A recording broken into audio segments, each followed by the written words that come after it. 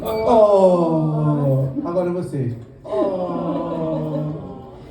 Mas ele está falando, né, sobre o destino. E muitas vezes eu penso que o destino também é um vento que sopra. Quando eu tinha 13 para 14 anos, na verdade sempre fui uma menina que li bastante, aprendi a ler e escrever bem cedinho, porque gostava de ler revistinhas, liam para mim e eu queria entender aquilo que estava escrito naqueles balãozinhos. Aí meus pais me mandaram logo para uma escola de alfabetização bem pequenininha, eu tinha uns 4 anos quando eu fui alfabetizada, para parar de ficar perguntando o que tinha nos balãozinhos. E então, com 13 para 14 anos, eu li Ana Terra, do Érico Veríssimo, que é a história de uma jovem, né? Uma menina no seu aflorar da sua sexualidade, né? Em plena adolescência, e a paixão por um moço guarani, inclusive chamado Pedro. Mas no universo de Ana Terra, que a gente já está falando do sul do Brasil, vem o vento, sempre o vento. E Ana Terra falava que em cada momento da vida dela, em que as coisas começavam a mudar, era o vento que estava trazendo uma nova história. E a gente falou muito, né, de orixás, de inquices. Os inquices são os encantados, os espíritos africanos que vieram com os povos banto. E por que eu falo tanto? Porque o samba é preto. A gente está falando sobre samba, e não há samba sem África que se plantou aqui no Brasil. Em 1890 havia um código penal no Brasil que proibia o samba, proibia a capoeira, proibia o violão, porque era coisa de vagabundo, de preto, de macumbeiro. O batuque era proibido, as casas de candomblés eram fechadas e os seus objetos ritualísticos eram apreendidos. Até pouco tempo aqui no Rio de Janeiro, no antigo DOPS, ficavam vários objetos ritualísticos de casas sagradas. E há pouco tempo começou a haver um movimento chamado Liberte o Nosso Sagrado. E esses objetos estavam apreendidos como objetos criminais. Então, o negro brasileiro, ele assentou no Brasil a sua cultura, a sua força.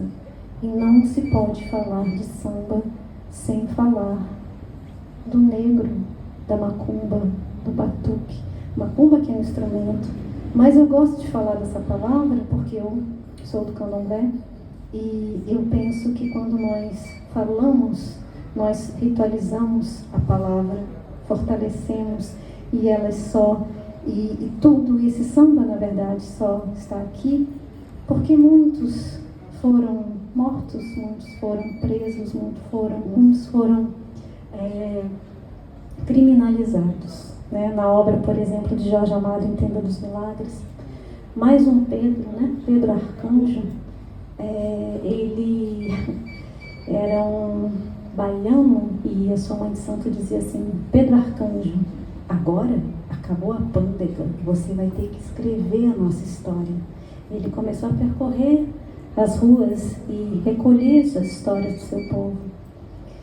Então, o vento de Oiá, de Ançã, o vento de Matamba, que é uma inquice da natureza, porque todas as manifestações sagradas são metafísicas, filosóficas, extremamente sofisticadas, e nós falamos da natureza, respeitamos a natureza.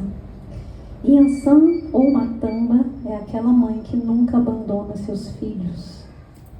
Yansan é aquela orixá que foi a primeira que fez o ritual do Axixê, que é o ritual fúnebre de não esquecimento, porque contam que quando o seu pai, chamado Odulecê, que era um grande guerreiro, morreu, ela o enterrou aos pés de uma grande árvore com todos os seus instrumentos e dançou, e dançou, e dançou. E o vento trouxe outros caçadores que vieram honrar a memória do seu pai. Estava então realizado o axixi, o ritual fúnebre. E é por isso que Yansan dança com os eguns. Ela não teme o outro lado, porque são a nossa memória, a nossa história. Então, esses povos que se cruzaram, como eu já falei, né? Jejis, Bantus, Yorubais, Malês, trouxeram o seu amor, a sua cultura. E Yansan trouxe esses ventos, a mãe que nunca abandona seus filhos. E para honrar esse vento, essa força feminina, eu gostaria de chamar Ana, cadê você, Nalgan, uma mulher de olhar, para cantar uma parceria de Pedro com Luiz Antônio Simas, Ginga de Malungo e outras canções.